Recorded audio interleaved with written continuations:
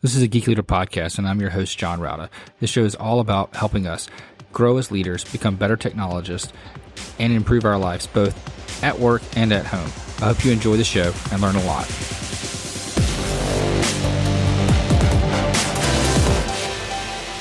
Welcome to a Geek Leader podcast. I'm your host, John Rauda. And if you could, please do me a favor and take a moment and leave a rating and review in whatever podcast player you're listening to this on, whether it's Apple Podcasts, Spotify, iHeartRadio, doesn't matter. I'd greatly appreciate it. And that feedback really helps get other listeners to the show. Also, if you're not subscribed, go ahead and subscribe so you don't miss an episode. And if you feel so inclined, you can go to geekleader.com/tip and donate to the show. Thanks so much. All right, Geek Leaders, today I'm honored to have Alan Nelson on the show, or should I say Dr. Alan Nelson on the show. He is a leadership development specialist, trainer, speaker, and lecturer. He's also the leader at kidlead.com, which we're going to talk about, which is a kid leadership academy that he founded. And we're going to talk a lot about that because I have 3 kids. And as you probably all know, that's really important and passionate for me. So anyway, with all that being said, Alan, welcome to the show. Hey, John, thanks. I'm excited to be with you. Yeah, if you don't mind, just tell the audience just a little bit about your background and how you got to where you are today in your career, and why children and leadership is a passion for yours. Thanks. Well, I think really Kid Lead stems out from when I was a little kid in a rural Iowa grade school, and at recess time, we'd come out and the kids would ask me, "Alan, what are we going to play? What are we going to play?" So I was that kid leader. But I think in my home, there was only room for one leader, and that was my dad. It wasn't me. Okay. So I think now at the age of 65, a few years ago came to the realization that if we're going to change the world, we have to focus on leaders. But I realized that if we're going to change leaders, we have to focus on them when they're young. So our tagline is getting to leaders while they're moldable, not moldy. So I have a doctorate in leadership, wrote a bunch of books. Taught at universities, I've taught at USC and since 2010 at the Naval Postgraduate School. So, some of my students have been NASA engineers and Navy SEALs and Top Gun pilots. But the bottom line is, I think if we're going to change the world, we have to get to leaders while they're young, between the ages of 3 and 18. So since 2005, that's been my primary work, my primary research has been identifying emerging talent, and then also developing training curricula that help 3 to 18-year-olds learn how. May 1, we kicked off an online program called Kid Lead Academy, which really trains parents how to develop their child's leadership potential, because there's so many benefits to that. So, that's kind of my world in a nutshell. But like you, John, I have 3 sons. They're all grown now.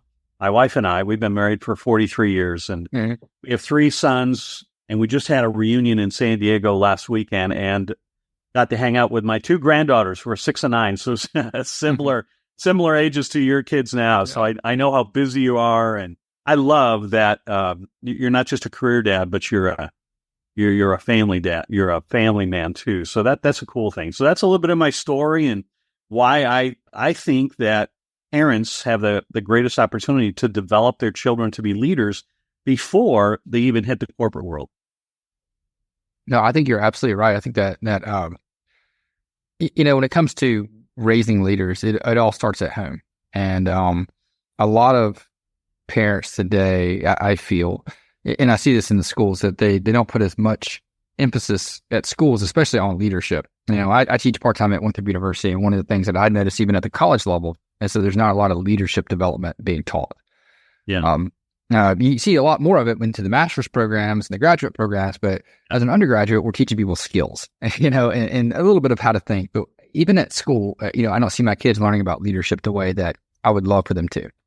Yeah. I mean, you're absolutely right, John. The first 10 to 15 years, our primarily impetus was on schools, civic groups, organizations. And, just 2 or 3 years ago, we just post-COVID, and then I was diagnosed with cancer last year. It sped up my clock to say, how are we going to make the biggest impact? I just realized that working with institutions, they don't have the passion for kids, nor do they have the bandwidth. So I'm not trying to bash schools, but I agree with you that their bandwidth is consumed with curricula that they have to teach for, comprehensive exams and generalized exams.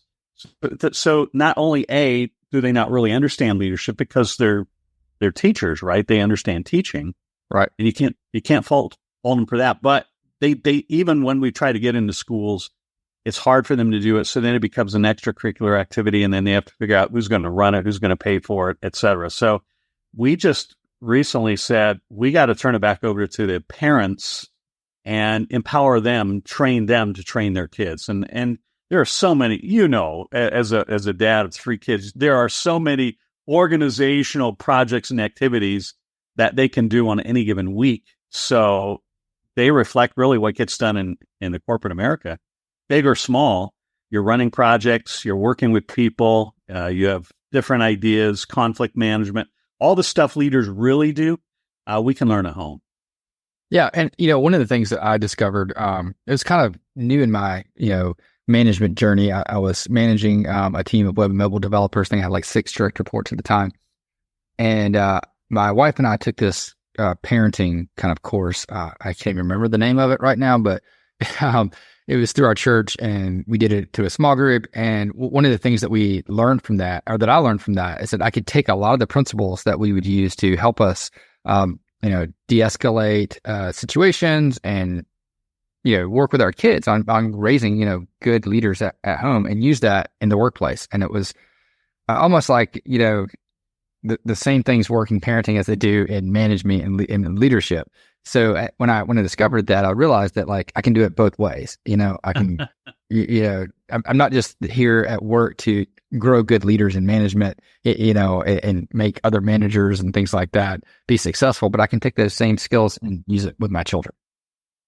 And you're absolutely right. And I think a lot of people don't get that. They sort of separate home life from company, business, employee life. But the bottom line is when you're a leader, you're a social architect, and it's really about people, right? Your people and tasks, and home life is about people and tasks. So although your goals may be different, your objectives may be different, at the end of the day, leadership looks very similar wherever you do it, whether you do it in the church, in the community, at work, or even in the home. So I think you're onto something, because I agree with you 100% from a perspective as a leadership geek, someone who's studied it and done it and taught others about it. I agree with you that wherever you go, in fact, a couple of professors, colleagues I work with at Naval Postgraduate School, we were laughing because I teach organizational behavior a lot, which is kind of the toolbox of what leaders do in organizations. And both of them, they're family men, and they're working on co-authoring a book that would take these principles and apply it to the home.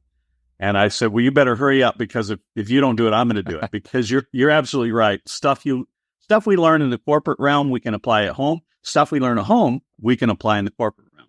Yeah. And there was a book that I read probably a decade ago now. I think it was called A Secrets to Happy Families or something like that. And it was where a project manager took the principles of Scrum to his home life. And at the time he had, he had kids, roughly my kids' age now, and they were having communication issues and problems like that. Just, that normal families have, where, you have a teenager that is always on the go, and sometimes it's hard to get everybody together for dinner.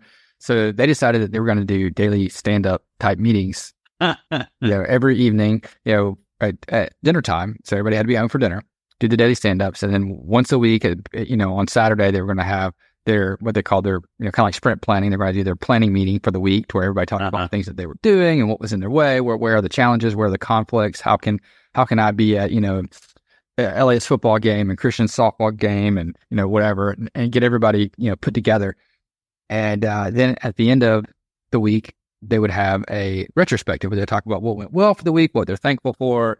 And he said just putting this together, made their whole family like a much happier place. Yeah. Yeah. Because at the end of the day, it's about people, isn't it? I've worked with a lot of business people over the years, and who are brilliant at work, but then they come home and they're kind of like it's a fiasco. Or conversely, you've got people who are great at home, but they're not so good on the job managing people. And I agree, is that maybe your really good leaders at work ought to bring home that leadership skill and not abdicate it when they get home. And conversely, people who are really good at the home life, if they would treat their business team more like a family, they would be more effective. So again, I agree with you, and I think that's pretty brilliant stuff. So really, that's what we're striving to do in this course is teach parents how to not so much be leaders, but to teach our kids how to lead, which then involves them running home projects like they would in an organization. But now they're organizing the days off, planning their schedules. Kids are in charge of the meals, things like that. So I do love that. And before we get into that, I want to ask one more question. Why do you think it is that sometimes I have my theory that we may be good at work, but not so good at home? Is it because we're using up all of our energy there? We're getting tired. We don't want to, if we're managing people at work, we don't really want to do it at home. What do you think it is? Yeah, that's a very interesting question, kind of an existential question. I think a lot of it does have to do with bandwidth. I mean, we're humans, right? We only have so much energy. So if we give people our best time during the day, we're kind of spent at the end of the day. So I think that is an honest to goodness real life issue. I think the other thing is, again, it's so hard, because you're a young guy, in the middle of being a dad and parent. But this weekend, man, I teared up several times because I remembered as a younger father with those kids, and there were times when I was impatient with them, and now I look back and think, it's really about them, and I think for me, I think my priorities weren't in the right place. So that's probably not your case, but I think for a lot of achieving oriented people, I think we tend to put maybe too many apples in the success basket, career success basket, and not enough in the family success basket. No, I definitely get that. There's a lot of times where I'll look back and be like, man, I shouldn't have got frustrated about that. I could have used that as a teaching lesson, but I did not. Yeah. My wife, she's amazing. She was a lot better than I was. And I learned so much from her because I'm an only child, and my parents stayed together, but they didn't teach me a lot of leadership. They didn't let me lead, and they didn't teach me conflict management. So I watch my wife and I think she's good at this. So she's been my model. So when you were talking about ways that your children can lead at home, you mentioned, just in that last sentence about, letting children kind of plan out the meals or plan out something that's important. How far do you go with that? Well, I think, it's baby steps. You start young, you have to figure out their capacity. So one of the things we've studied is emergent leadership talent. I think everyone should learn leadership because even if you never lead in life, you want to understand leadership so you don't follow the wrong people, so that you don't get bullied. And so there are a lot of benefits from just understanding leadership, let alone leading. But I think you have to sort of, you've got 3 kids, are all from the same gene pool, but they look and act different. Right. So I think you have to take each kid individually, each child individual, and say, okay, what's the aptitude they have? Just, your kids play sports, softball, volleyball, things like that. So you have to say, okay, what natural talent do they have? So in the world of leadership, most leadership assessments look at how to make leaders more effective. What we have spent our time doing is looking at emerging leadership qualities. And there are 4 things that leaders need that make them uniquely different from everyone else. One is they're persuasive. They have the ability to sell and negotiate. So I'm not talking about the kid who's whining in the aisle at the grocery store. I'm talking about the kid who wants to stay up on a school night to watch a Disney movie and comes into your room and says, hey, can I stay up an extra hour? And you say, no, you got school. Well, here's the deal. I've laid out my clothes. I've made my lunch, and all my homework's done. And so they just leave your room with permission to do it. You say, how do they do that? Right. So they're persuasive, and leaders persuade. And others are propelled. They're self-motivated. So they start things. They're starting clubs. They're starting games. They get kids in the neighborhood to play, together. A third thing is they're planners. They organize things well. And a fourth thing is they feel comfortable being in charge, so it's power. They feel comfortable confronting an authority figure if they feel something's not right. And that's why many times kids don't get affirmed at school, because teachers see them as troublemakers, and really they're just a budding CEO. Mm-hmm. So that was a quick summary of what we learned in terms of the unique qualities. So I think you have to assess the qualities of a child. How much is their leadership aptitude naturally? Because, you've got your oldest child, I think, plays travel ball. Well, that travel ball is a whole different than the YMCA rec league, right? Okay. So they have more talent. So you want better coaching, you want better quality, everything. So if you've got a kid with leadership talent, you need to, give them opportunities to do more faster than someone who's maybe a little more timid, less confident, or just doesn't have the skills. And then baby steps, you put them in charge of dinner one night. And, typically we teach our kid a chore. Hey, you fix dinner. Well, nothing wrong with that, but that's not leadership.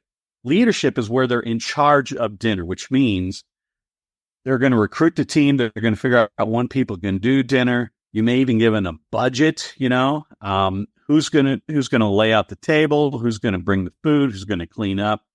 So now you got a team, and now you're delegating. And so all of that really reflects what we do in big companies, in big projects, but now it's a micro opportunity to learn it. And then once they get dinner down or mealtime down, then you put them in charge of maybe a day out outing, or then maybe you put them in charge eventually of planning a vacation, right? So all of those things involve sort of a step approach, and you step it up if they can handle it, and then you step down if they seem overwhelmed. Yeah, no, I think that's really good. I know, we started out, kind of small with our kids when it came to what chores they would do, and they surprised us with what they were able to accomplish. And I'm sure, you're seeing that quite frequently with the people that go through your academy, is that they're able to accomplish more than maybe the parents originally thought that they could. Oh, all the time.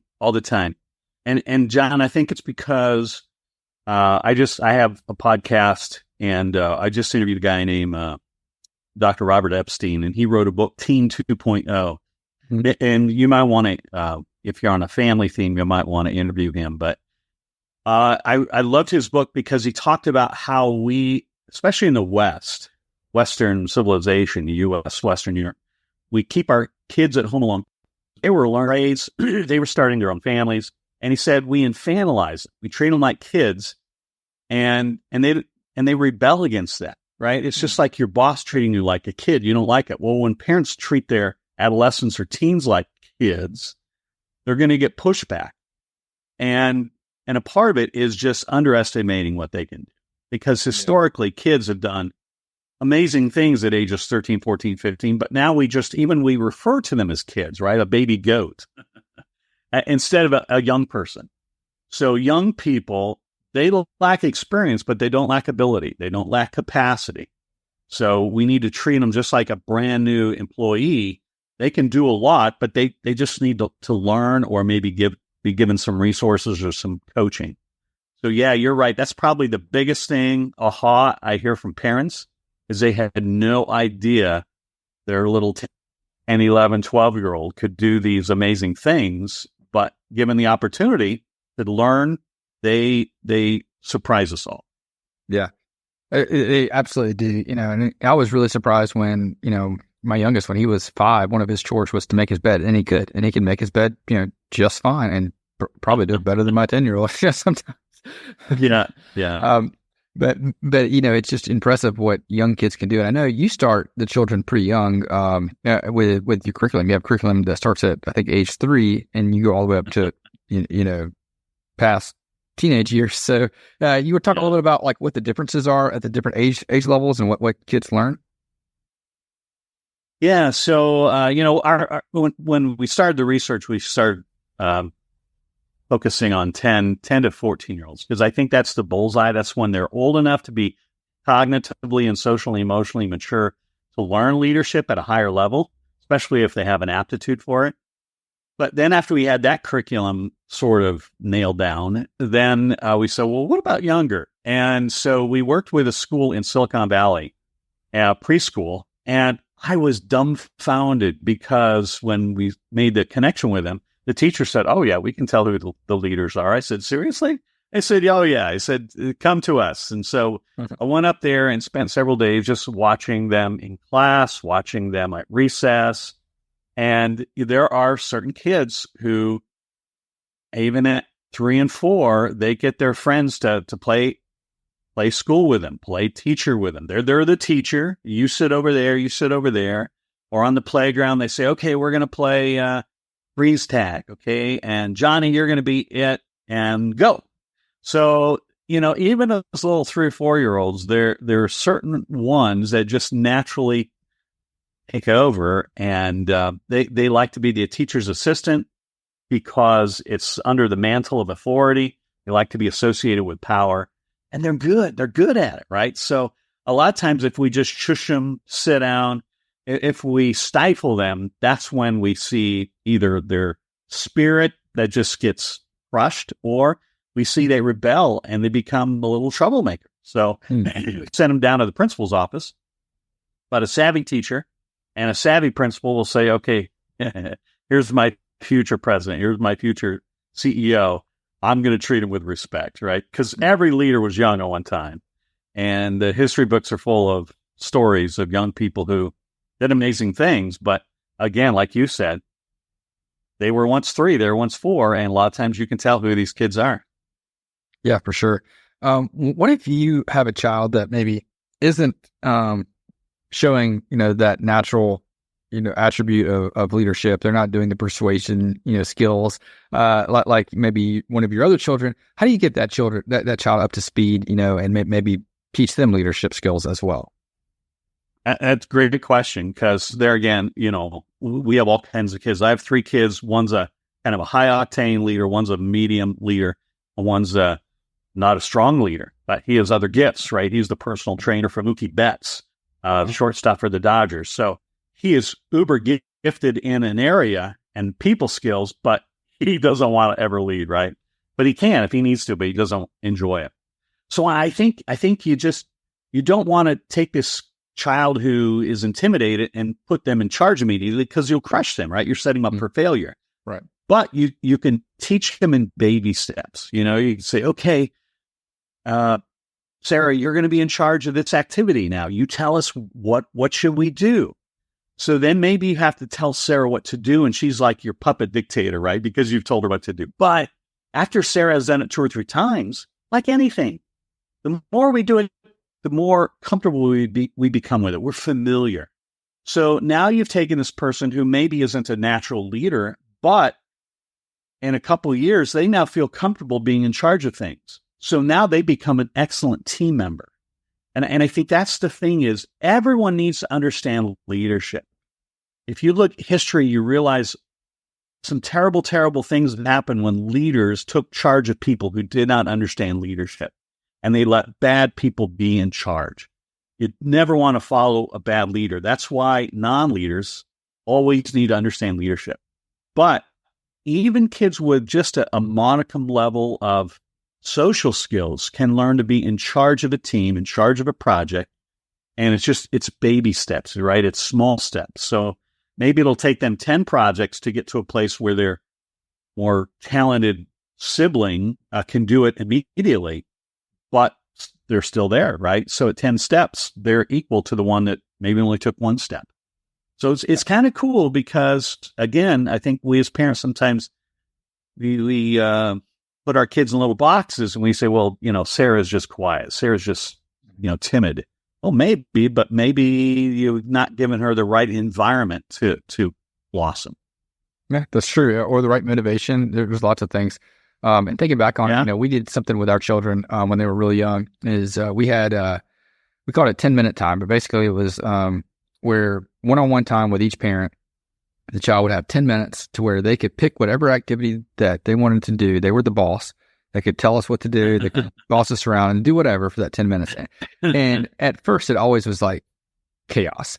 They wanted to be, the rulers, and they weren't very good at it.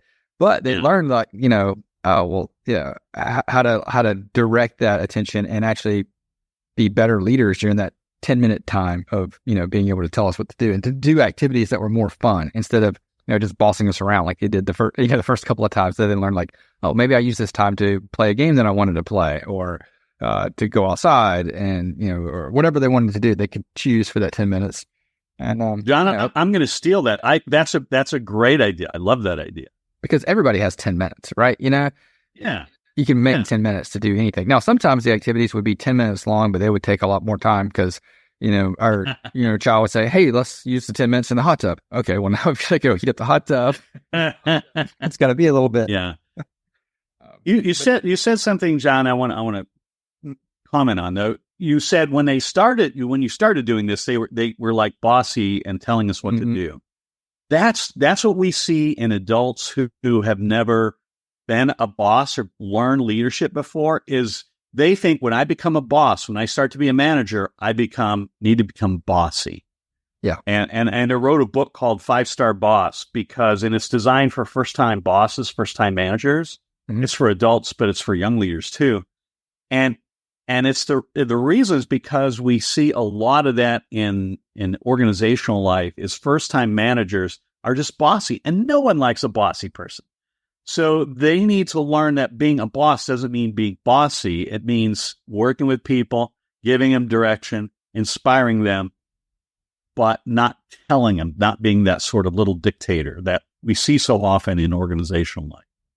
Yeah, absolutely. And, I was one of those bosses too. Like I didn't realize how to lead people, and, had that problem of a lot of people not liking me as a boss and quitting, micromanaging and not realizing that I didn't scale as a leader at first. Yeah. But, it's just, again, it's a skill that you develop over time. And I think starting your child young to where they develop some of those skills early on, they won't get in that situation like I was where I had, a third of my team quit in one day.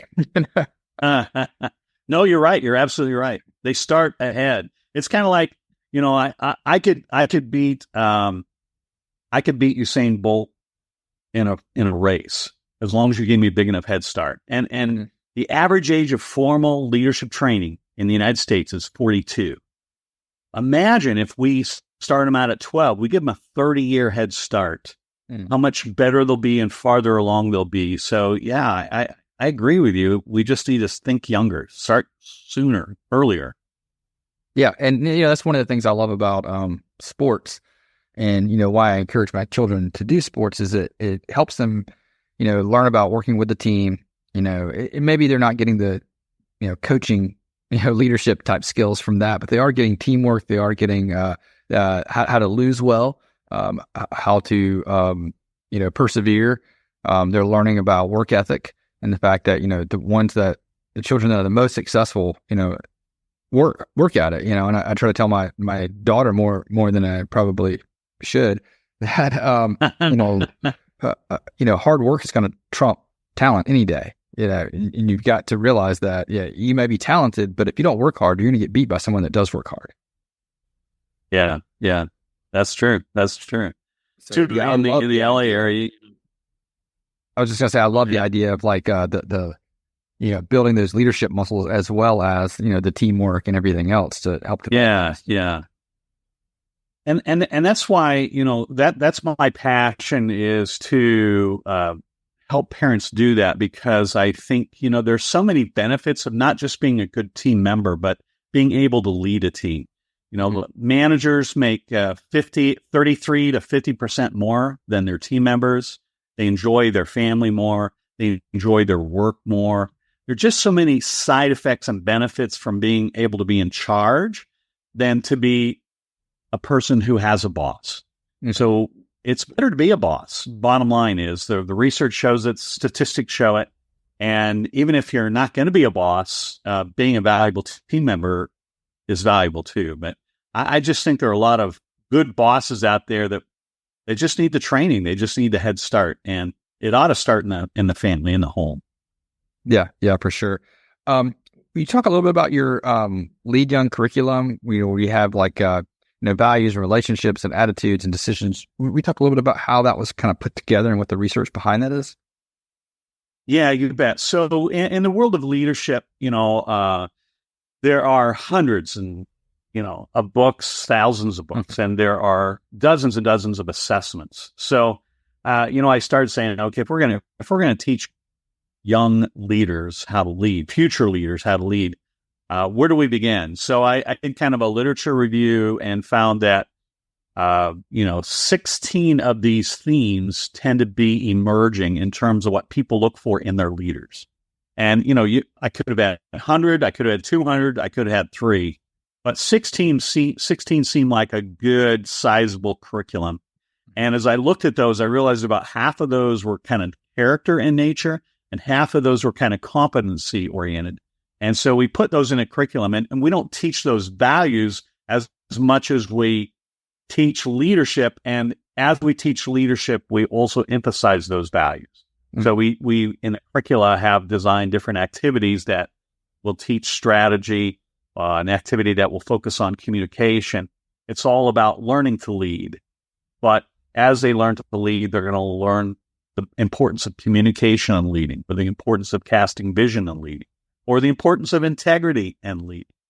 So we put those together, and then that was our curriculum wheel, those 16 themes, and then we age-sized it based on what we've seen in working with thousands of kids around the world, and also on, researchers like Piaget and education, and psychologists who study character development.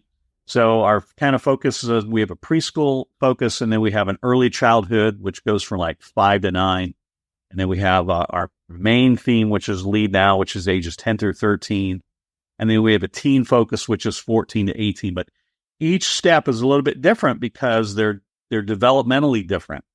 So at age 10, their cognitions elevate significantly. But at age 14, their conceptual abilities elevate significantly. So we pretty much treat 14 and up as adults.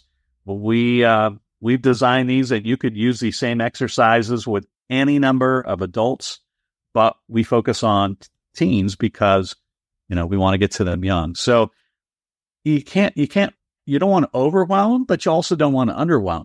You don't want to treat a 14-year-old like a 8-year-old, because developmentally they're way ahead of them. Yeah, no, that makes perfect sense. And, you see that with, me having 3 kids that are roughly 3 years apart. There's definitely a difference where you have to, treat your 6-year-old completely differently than you do your 13-year-old. Yeah, you've got 6, 10, and 13, and they're all different, right? You've got a young adult, and you've got a preteen, and then you've got, an early childhood kid. So, but the cool thing with the number 3 is that you're a pro by now, right? So they're going to benefit. Plus, they're going to benefit from their older siblings and seeing them operate. And, as an only child, I look at our 3 sons and I said, man, I missed out on so much, so much negotiation, so much fun, and so much conflict management. So they're way ahead of me. Yeah, for sure. This has been really, really interesting and fascinating. How can people learn more about your academy, learn more about you, and maybe pick up a copy of one of your books, or, enroll in some curriculum? Thanks for asking. Yeah. So the course we're promoting, we've developed, it's all online. It's only about 7 hours long, but it's a lot of videos, a lot of short clips, and a lot of assessments and materials. Mm-hmm. And it's just at kidly.com, KID as in David, LEAD as in David.com. And you'll see links there for, our course and for a free assessment. And our curriculum is at leadyoungtraining.com. A lot of free assessments there and articles that I published there. And then our whole curriculum is there, but we don't sell it through the website. We sell it through Amazon. So you can click on it. It'll take you to Amazon. And so whether you have a 6-year-old or a 10-year-old or a 13-year-old or someone like you who is successful with all 3, you can find out which sort of books or resources or materials you can need for that. So, yeah, thanks for letting me tell people about it, because what I think is, John, what you're doing is amazing, and I love the fact you call this podcast a geek leader, because I'm a leader geek, and your listeners are way smarter than I am in a lot of these areas. But one thing that I've heard in working with a lot of scientists through the military and such is that a lot of people who are creative and or engineering types, they don't enjoy leading. And yet you have to have people who can lead and manage these people. So if the kids of the people who listen to this podcast were to develop their kids as managers and leaders, they'll be way ahead in that industry and in that field because, as you know, these industries and fields are the future, but they need people who can manage those people who are the technicians, the strategists, the creatives. So obviously, I think you're onto something here, and I hope that this has been beneficial. Yeah, it's been great. And again, I'll put those links in the show notes at geekleader.com so people can go there and click on kidlead.com. And I'll also link to your LinkedIn in case anybody wants to send you a message or communicate that way. And again, Alan, thanks so much for coming on the show. Really appreciate it. Love what you're doing. Good. Thanks so much, John. Hope you enjoyed the show. Please go to geekleader.com to learn more about what this guest is up to. Click on their links and connect with them online. I would also greatly appreciate it if you could leave me a rating and review in Apple Podcasts or wherever you listen to the show. Make sure you've subscribed if you haven't already. And if you feel so inclined, you can leave me a tip by going to geekleader.com/tip.